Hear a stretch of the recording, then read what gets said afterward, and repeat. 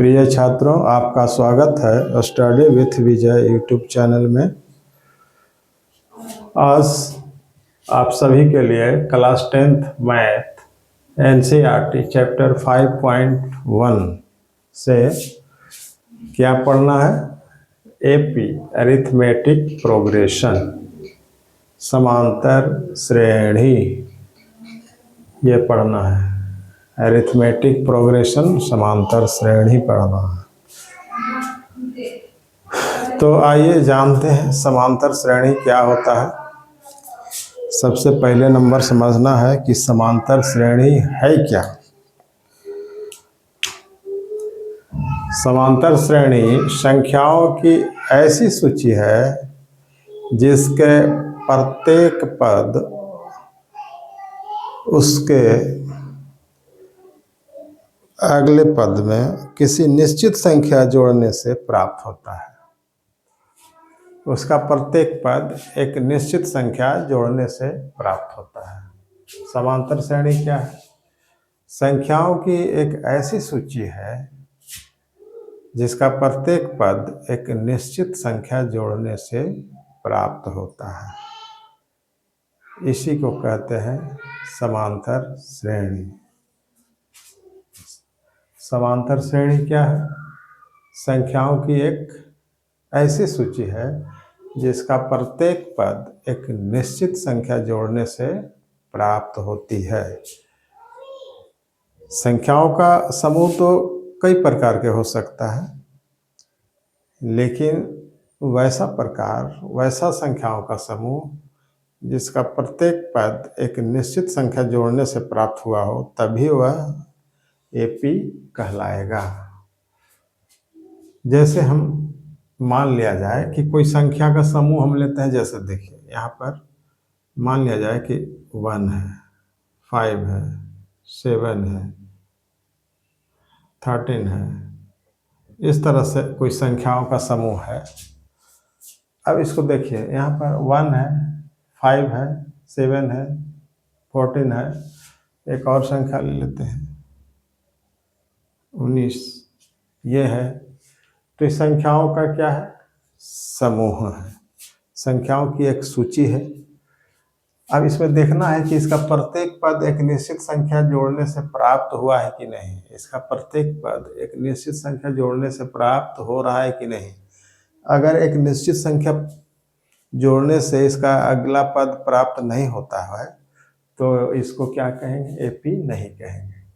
अब अगर एक निश्चित संख्या जोड़ने से प्रत्येक इसका पद प्राप्त हुआ हो तो हम कहेंगे कि एपी है। तो चलिए जांच करते हैं। यहाँ देखिए, पहला पद क्या है? 1 है। दूसरा पद 5 है, यानी एक में 5 कैसे प्राप्त हुआ? 3 जोड़ने से। अब इसका अगला पद 7 है, तो इसमें कितना जोड़ने से प्राप्त हो रहा था? 2। इसमें 4 जोड़ने से 5 प्राप्त हो रहा है। इसमें 2 जोड़ने से 7 प्राप्त हो रहा है। इसमें 6 जोड़ने से, यानी एक निश्चित संख्या जोड़ने से प्रत्येक पद इसका प्राप्त नहीं हो रहा है। एक निश्चित संख्या कहने से मतलब क्या है? एक ही संख्या जोड़ने से जिसका प्रत्येक पद प्राप्त हुआ हो। तो इसमें यहाँ पर 1 में 4 जोड़ने से 5 हो रहा है, और 5 में 2 जोड़ने से 7 प्राप्त हो रहा है, और 7 में 6 जोड़ने से 13 प्राप्त हो रहा है, और 13 में 6 जोड़ने से। तो यहाँ पर भिन्न भिन्न संख्या जोड़ने से इसका प्रत्येक पद प्राप्त हो रहा है। एक ही संख्या जोड़ने से प्राप्त नहीं हो रहा है। इसलिए यह जो संख्या है, या यह जो संख्याओं का समूह है, या यह संख्याओं का जो समूह है या सूची है, वह जिसका प्रत्येक पद एक निश्चित संख्या जोड़ने से प्राप्त नहीं हो रहा है, इसलिए यह एपी नहीं कहलाएगा। अब आगे कुछ ऐसा संख्या लेते हैं। जैसे मान लिया जाए कि 2, 4, 6, 8, 10 ... इस तरह से संख्याओं का सूची है। तो ऐसा संख्या का सूची है। इसमें देखते हैं प्रत्येक पद क्या निश्चित संख्या जोड़ने से प्राप्त हुआ है, ये जांच करते हैं। तो यहाँ पहला पद 2 है। 2 में कितना जोड़ने से 4 प्राप्त होगा? तो 2।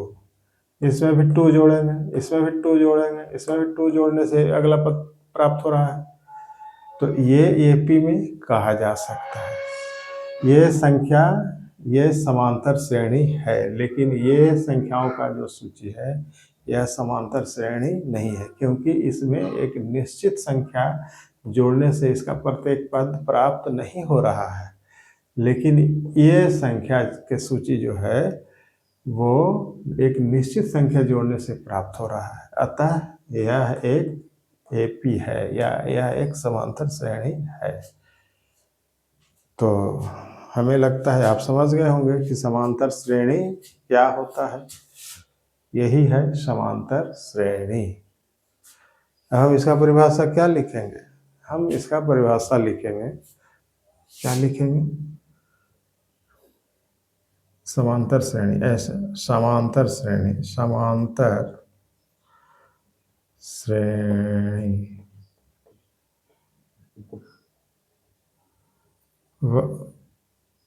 संख्याओं की ऐसी सूची, संख्याओं की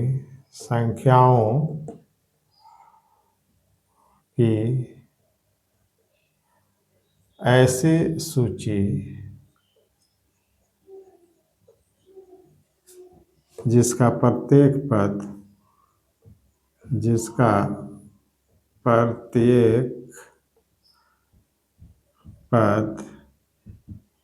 एक निश्चित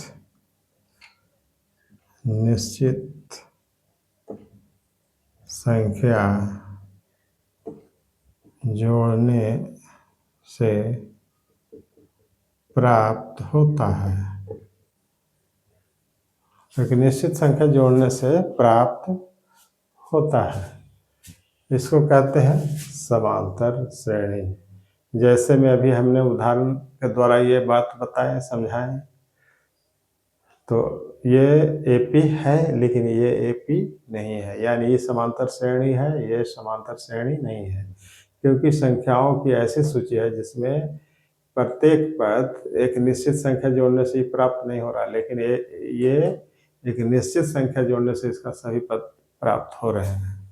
तो ये एपी है, ये एपी नहीं है। तो ये समझ गए होंगे एपी क्या होता है, समांतर श्रेणी क्या है। अब यहाँ पर समांतर श्रेणी का जो है, यानी समांतर श्रेणी को ऐसे हम लिख सकते हैं, समांतर श्रेणी को, समांतर श्रेणी को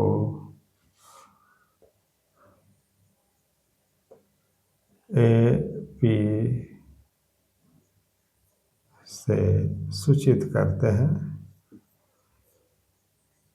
एपी, अरिथमेटिक प्रोग्रेशन, शॉर्ट में लिखते हैं, एपी से सूचित करते हैं और इसके बाद होता है सार्व अंतर। इसके बाद क्या होता है, सार्व अंतर क्या होता है, इसके बारे में जानिए। तो यहाँ पर देखिए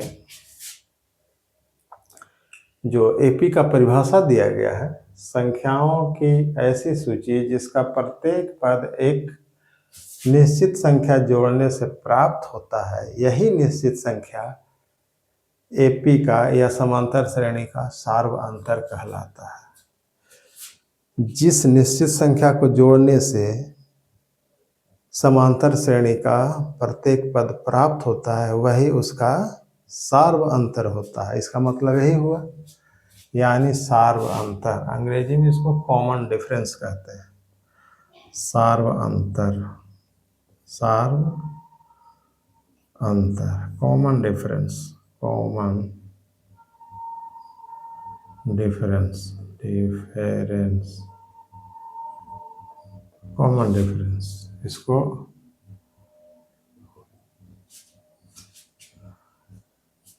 देखो यहाँ पर लिख देंगे इसके बारे में क्या कि जिस निश्चित संख्या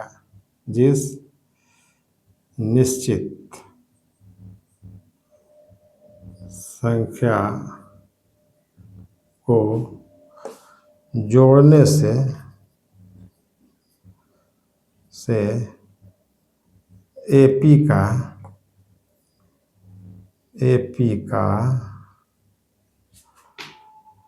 या समांतर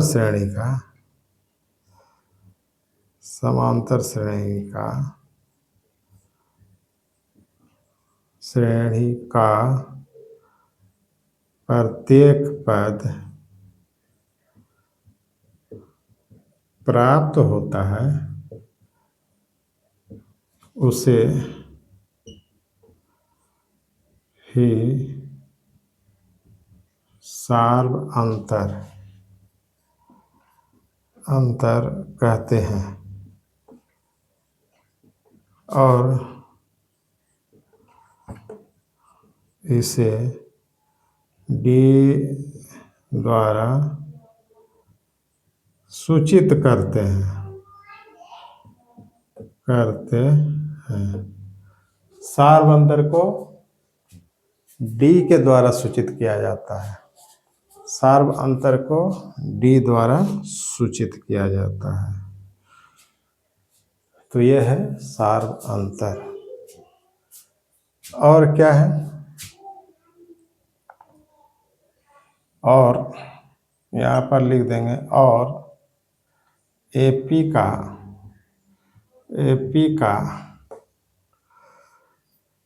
प्रथम पद को ए द्वारा सूचित किया जाता है। एपी के प्रथम पद को क्या चीज से सूचित करते हैं? ए द्वारा, स्मॉल ए द्वारा सूचित किया जाता है। और एपी के अंतिम पद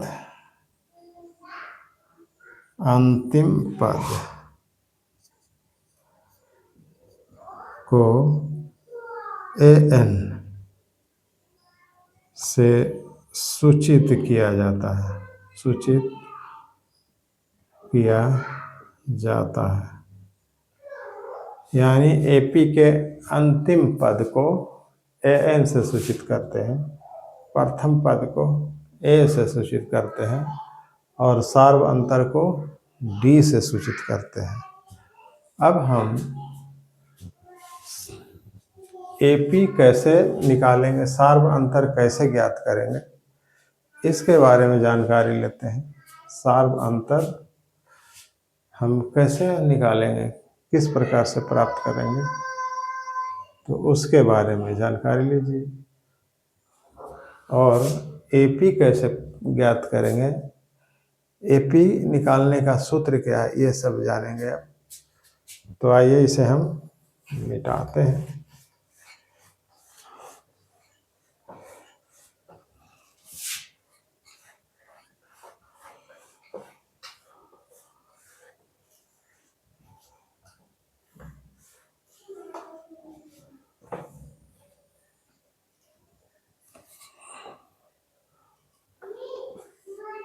तो यहाँ पर हम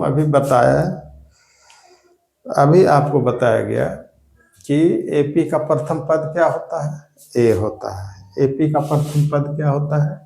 ए होता है। एपी का प्रथम पद क्या होता है? ए होता है।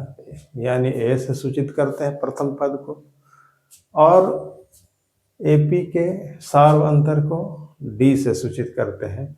तो इसका अब पहला पद ए है, अब पहला पद को ए से सूचित करते हैं तो पहला पद ए हो गया।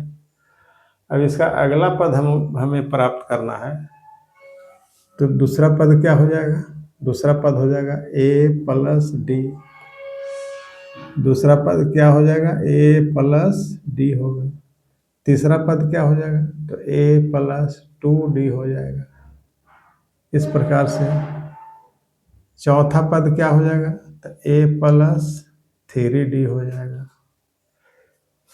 इस प्रकार से ये एपी बनेगा। एपी का प्रत्येक पद इस तरह से हमको प्राप्त होगा। पहला पद, दूसरा पद, तीसरा पद, चौथा पद, इस तरह से प्राप्त होता है।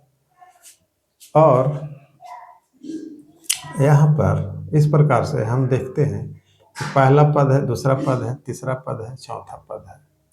तो इस प्रकार से अगर हम nवां पद निकालना चाहेंगे तो यहाँ पर क्या हो जाएगा, यहाँ अगर ये चलते रहेगा इस तरह से तो यहाँ पर क्या हो जाएगा, a प्लस, ये चौथा पद है a प्लस 3, तो nवां पद क्या हो जाएगा, a प्लस nवां पद क्या हो जाएगा, n माइनस 1 इंटू डी हो जाएगा। इस प्रकार से ये सूत्र एक प्राप्त हो जाता है, nवां पद इस तरह से।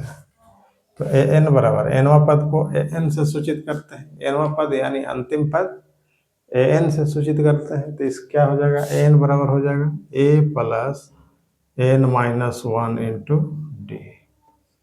ये हो गया AP, यही AP का सूत्र है। AP प्राप्त करने का यह सूत्र है, an बराबर a plus n minus 1 into D. और अगर AP दिया हुआ हो तो सार्वंतर कैसे ज्ञात करेंगे, तो यहाँ सार्वंतर बराबर भी सूत्र होता है, सार्वंतर यानी D बराबर होता है an माइनस an माइनस 1, यानी अंतिम पद में से उसके आगे वाला पद में से उसके पहले वाला पद को घटा देते हैं। तो ये जनरल सूत्र हो गया, सार्वंतर का जनरल सूत्र, यानी nवां पद में से उसके पहले वाला पद को घटा देते हैं, तो ये हो जाएगा, ये सार्व अंतर निकल जाता है इस प्रकार से। तो ये सार्व अंतर निकालने का सूत्र है। तो इस प्रकार से हम AP के बारे में हम पूरा जानकारी हमने बता दिया कि AP क्या होता है, AP का सूत्र क्या है, और AP का सार्वंतर किस प्रकार से ज्ञात किया जाता है। अब हम इस पर जितने भी आधारित प्रश्न है AP का, हम उसको ज्ञात करेंगे। जैसे मान लिया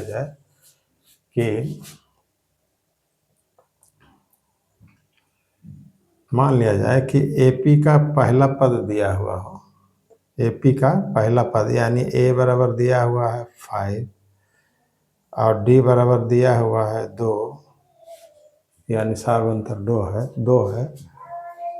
तो nवां पद क्या हो जाएगा, यानी an बराबर क्या हो जाएगा, तो यहाँ पर a बराबर होता है, an बराबर a plus n minus 1 into D होता है।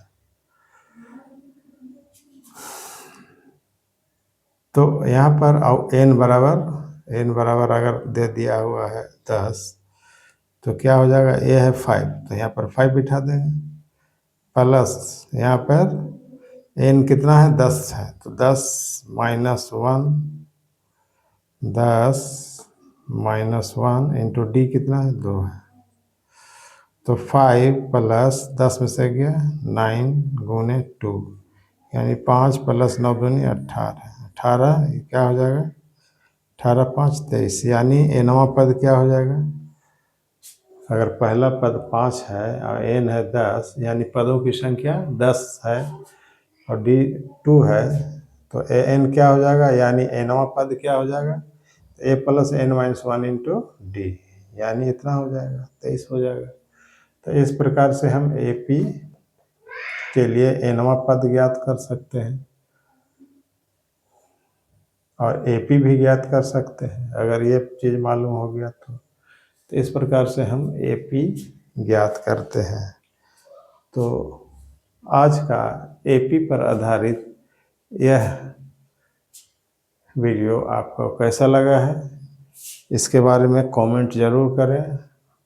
अगर वीडियो अच्छा लगा हो तो लाइक और सब्सक्राइब ज़रूर करें, क्योंकि लाइक करने से, सब्सक्राइब करने से आपका जितना भी हमारा बताया गया है वीडियो, वो बारी बारी से आपके लिए नोटिफिकेशन इसका जाता रहेगा और नया नया देखने को मिलेगा। कंटेंट। तो आज का वीडियो यहीं समाप्त करते हैं, तब तक के लिए धन्यवाद।